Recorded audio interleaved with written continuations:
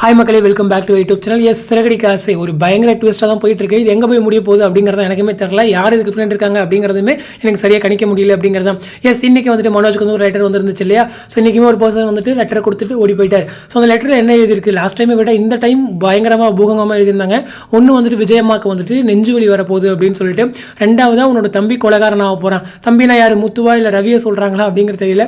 But Manoj சொல்லியிருந்தாரு ரவிலாம் அப்படி பண்ண மாட்டான், முத்து தான் யாரையாச்சும் கொலை பண்ணிட்டு போயிடுவோம் அப்படின்னு சொல்லியிருந்தாரு. மூணாவதா மனோஜ் வந்து தற்கொலை பண்ணிக்குவார் அப்படின்ற ஒரு விஷயம்.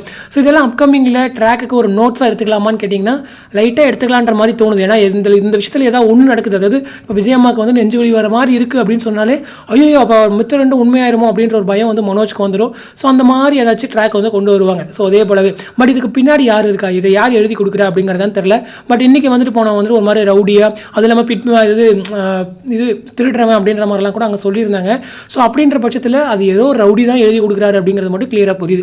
ஸோ அந்த ரவுடி யார், ஒருவேளை இந்த சுதாகராக இருப்பாரோ? ஏன்னா முன்னதான் உடம்பு சரியில்லாமல் இருந்தார், இப்போ மறுபடியும் பேக் ஆகிட்டாரோ, ட்ராக்குள்ளே வராரோ அப்படின்ற ஒரு கேள்வி இருக்குது. பட் இதெல்லாம் அப்கமிங் நம்ம பார்த்தா தான் தெரிஞ்சுக்க முடியும். ஸோ இதுக்கு நடுவில் அந்த 3 விஷயங்களை பற்றி யோசிக்கணும் அப்படின்னு சொல்லும்போது கதை நகர்வுகள் எப்படி இருக்க போகுது, ஒருவேளை உண்மையாக இருந்துச்சுன்னா ஸோ அதுதான் வந்து நமக்கு இப்போ பேச வேண்டிய ஒரு விஷயம் அப்படிங்கிறதான். ஸோ கொலைகாரன் அப்படின்னு சொன்ன முத்தியம் சொல்லியிருப்பாங்க இல்லையா? ஸோ ஒருவேளை அந்த பாஸ்ட் ட்ரூத் எதுவும் ரிவீல் பண்ணுறாங்களா அப்படிங்கிறது தெரியல.